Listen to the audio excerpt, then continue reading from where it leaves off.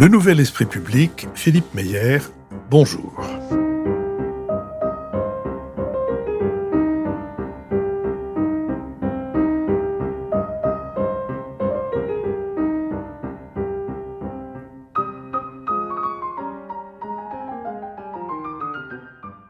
Bonjour, merci de nous rejoindre pour notre troisième et dernier échange avec Mathilde d'Avignon. Bonjour Mathilde. Bonjour.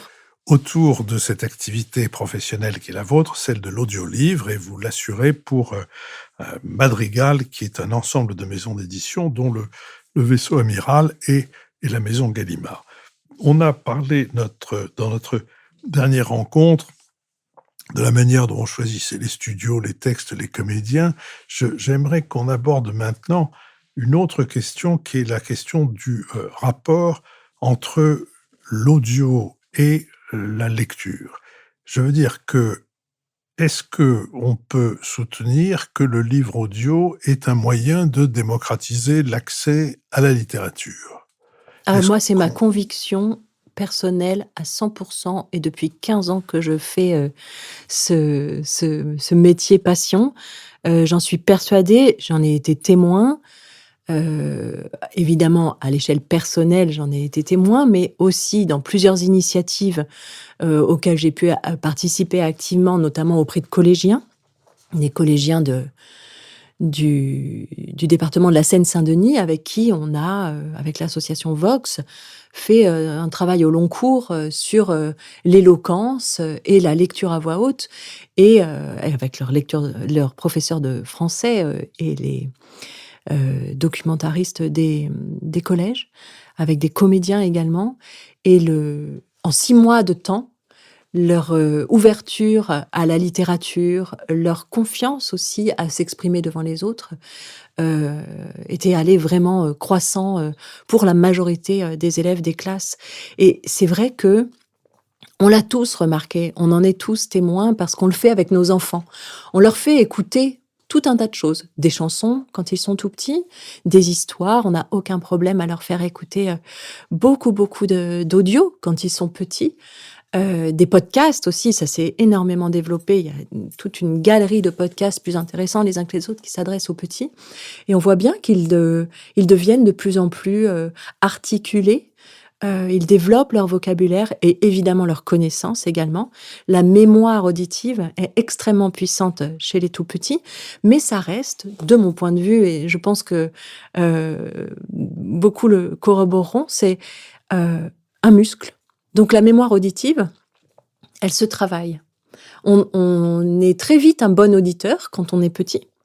Il mémorise très très vite. Et puis après, malheureusement, et surtout en France, quand on arrive au CP ou au CE1 et que enfin on sait lire du livre papier, enfin on peut lire des mots, un assemblage de lettres sur une feuille imprimée, eh bien l'adulte, quel qu'il soit autour de nous, nous fait comprendre que maintenant tu sais lire, donc tu vas lire. Et petit à petit, l'enfant s'éloigne de l'écoute.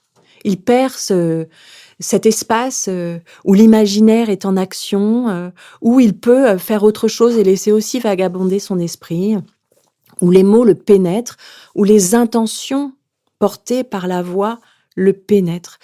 Et ça, c'est très difficile, quand on est un jeune lecteur, d'accéder aux nuances, d'accéder au ton. Souvent, je prends l'exemple du sarcasme ou de l'ironie.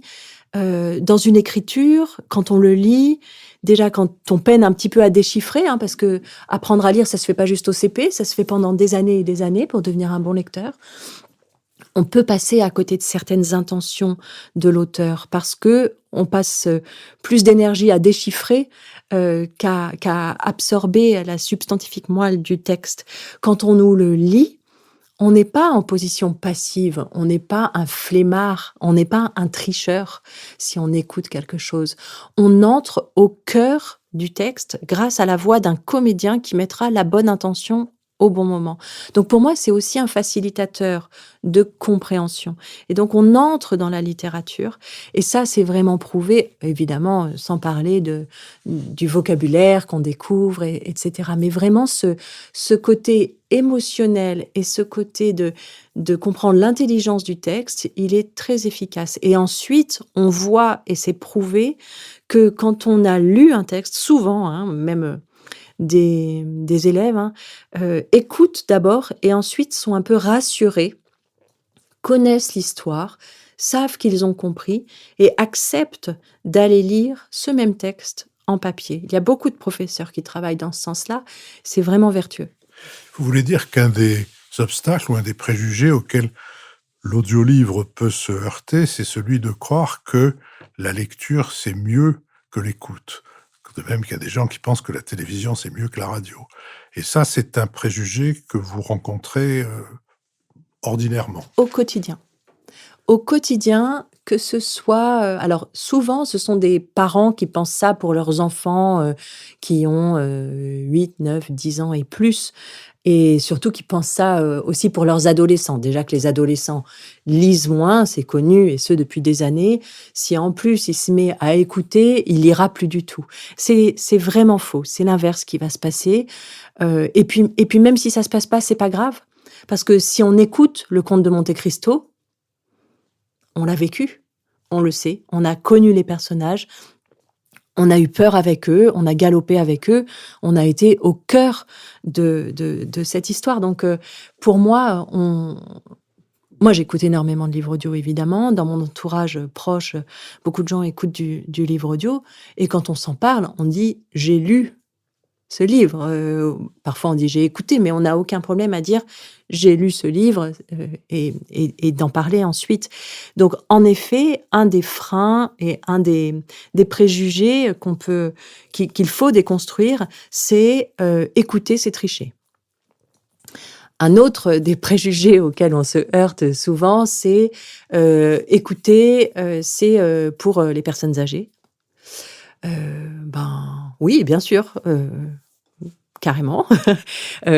Parfois, on a les yeux fatigués ou on a les bras un peu affaiblis. Tenir un livre un peu lourd, c'est pas toujours simple. Oui, c'est pour les personnes âgées, mais pas que. En fait, c'est pour tout le monde. Ça permet juste de lire plus, partout, tout le temps, pour tous. C'est très, très accessible, en fait. Tout à l'heure, vous avez fait référence à une expérience menée dans la Seine-Saint-Denis, ou plutôt à votre engagement dans la Seine-Saint-Denis, au moins dans un établissement de la Seine-Saint-Denis. Mais est-ce que l'éducation nationale est victime du préjugé dont on vient de parler, et donc ne laisse que quelques expériences minoritaires se développer, ou est-ce qu'elle cherche, au contraire, à trouver le moyen d'intéresser, par exemple, à la littérature classique, d'intéresser les jeunes de tous les milieux à travers le livre audio? Non, à ma connaissance, pour l'instant, l'éducation nationale ne s'est pas du tout emparée de ce sujet de manière massive et globale. En revanche, on voit plusieurs initiatives à droite à gauche, des enseignants qui vraiment s'en emparent. On milite, hein, nous aussi, dans des associations pour que ça arrive. Des gens de théâtre amènent le livre audio et la lecture à voix haute dans les écoles. Mais quand même, ces 2 dernières années, on voit apparaître dans les livres papier prescrits des liens pour amener vers des extraits à écouter. Nous avons récemment, dans la collection Classico, mis des extraits d'œuvres enregistrées par Écoute et Lire pour que les étudiants, les collégiens, les lycéens puissent aller écouter tel ou tel passage qu'ensuite ils doivent étudier. Donc on essaye de faire des ponts. Pour les lycéens, les collégiens, c'est une évidence de flasher un flashcode et d'écouter direct sur leur téléphone. Donc le moyen est très facile. Et ça lève un des freins auxquels se heurtent de nombreux professeurs ou éducateurs, en tout cas dans le système d'éducation nationale, c'est le manque de support, tout simplement, pour faire écouter. Il n'y a plus un seul lecteur CD dans les établissements, évidemment, ni dans les ordinateurs, donc ils peuvent plus écouter les matériels qu'ils avaient précédemment. Et puis, développer des connexions pour toute une classe sur telle plateforme, c'est vraiment très compliqué. Donc finalement, c'est plus un problème de moyens et d'accès que d'envie. Alors, s'il n'y a pas d'âge pour écouter un audiolivre, il y a peut-être quand même des publics spécifiques, ou plutôt des audiolivres qui sont mis en production pour des publics spécifiques. Hem, à part la jeunesse, qui est vraiment un public très spécifique, pour lequel on travaille de façon spécifique, non, pas vraiment. Mais pour la jeunesse, hem, que ce soit pour des romans ou pour des albums illustrés qu'on adapte à l'audio, on essaye quand même de travailler encore plus, enfin de vraiment travailler plutôt l'univers, sonore, l'habillage sonore pour soit compenser l'absence d'image d'un album. Ça peut arriver qu'on doive, pallier, quelque chose qui passe, voilà, par l'image, où on voit un grand paysage ou alors un pré avec des moutons. Bah, il faut peut-être l'illustrer un petit peu si c'est pas dit dans l'histoire. Ou alors, alléger, entre certains chapitres en mettant un petit peu de musique, donc ça, on est assez attentif, pour notre public, jeunesse à faire ça. Il y a dans l'édition le développement d'un secteur qui est, je ne sais pas comment il dans votre profession, comment on l'appelle, comme, le lecteur et fréquenteur de librairie, c'est le secteur du bien-être, enfin, Mmh. qui va depuis, du bien-être et un peu au-delà. Enfin, je pense à je sais pas quoi, Votre intestin est un deuxième cerveau, qui est un des succès considérables de l'édition, ou bien, Les arbres se parlent entre eux, ou des choses de ce genre. Est-ce que ce domaine-là est aussi un domaine qui compte ou qui comptera, de plus en plus dans votre production Absolument, d'audiolivres? absolument. On le voit, tout ce qui est bien-être, développement personnel, ça va même jusqu'à l'ésotérisme qui se développe de plus en plus. Ça, ce sont des genres, de plus en plus écoutés par, nos publics qui souvent ont fait aussi un petit peu le tour des podcasts qui sont, dans cette veine et qui viennent au livre. Alors ça peut être, de mieux manger. Nous publions les livres audio du docteur Jimmy Mohamed, qui sont, très suivis, par ses adeptes. Qui est Mmh, sur une radio, exactement, donc il a Radio France, ouais. voilà et puis, et à la télévision aussi. On publie, mais dans ce même genre, L'Alchimiste est une de nos meilleures ventes. Il est souvent classé dans ce genre cette catégorie, développement personnel, et c'est vraiment un best-seller aussi. Il y a, aussi une vraie appétence du public français pour, la philosophie, ou en tout cas, voilà, essayer de mieux comprendre, même si c'est un petit peu simplifié, certains principes philosophiques. Le public français a toujours quand même, très à cœur d'apprendre des choses, de se cultiver, les biographies aussi, et tout ce qui a, à voir de près ou de loin avec, l'histoire. Cela fait partie des choses qui se développent pas mal. Quand vous dites la philosophie, c'est l'idée d'aller au texte, c'est-à-dire c'est pour écouter une lecture de Kant, ou c'est pour aller vers un philosophe qui va être le truchement entre Kant et nous?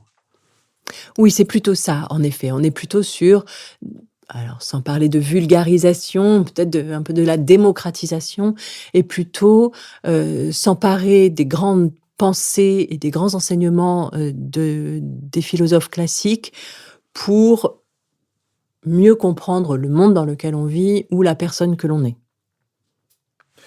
Mathilde Avignon, dans vos projets ou dans les défis que vous souhaitez relever, qu'est-ce que vous nous signaleriez de particulier? Alors, chez Écouter Lire, on a très à cœur de maintenir évidemment un grand niveau de qualité. On a très envie d'innover aussi. Nous allons sortir, incessamment sous peu notre première BD audio, Les Culottés de Pénélope Bagieux, alors ça, c'est vraiment, pour le coup, un défi immense d'adapter une BD à l'audio. défi relevé avec brio par mon équipe et par le studio Blind à Lyon. C'est Marina Rollman qui va porter ce projet avec 12 comédiennes et comédiens. Donc, ça fait partie des choses qu'on aime explorer, même si ça reste à la marge, parce que c'est un investissement important en temps. Et voilà. Et par ailleurs, au-delà de ces innovations numériques, on a très envie aussi de pouvoir toujours et encore avoir de l'audio entre les mains. Et un des grands enjeux de l'avenir reste la rematérialisation de l'audio pour que les gens puissent s'offrir du livre audio, acheter du livre audio en librairie, s'en emparer, l'avoir entre les mains. Et ça, on y travaille activement. Mathilde Davignon, je vous remercie. Nous attendons, j'imagine, les auditeurs et moi-même, avec impatience, cette première bande dessinée audio sur laquelle, il me semble, beaucoup de mystères planent. Merci beaucoup. Merci à vous.